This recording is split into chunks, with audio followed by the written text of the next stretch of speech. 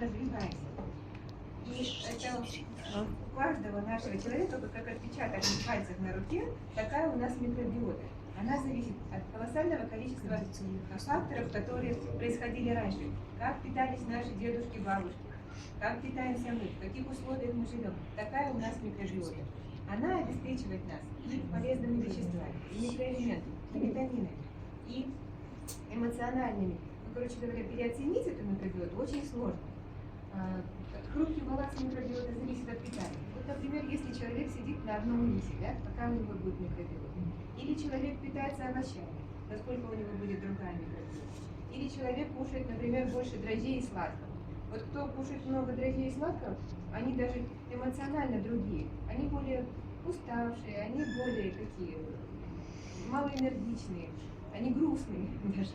Вот от всего наша микробиота зависит. Она зависит от нашего образа жизни, насколько мы разнообразно питаемся, насколько мы разнообразно двигаемся.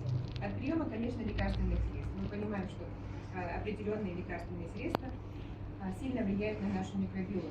И вот проводились исследования. Я прошу прощения, у меня это погас.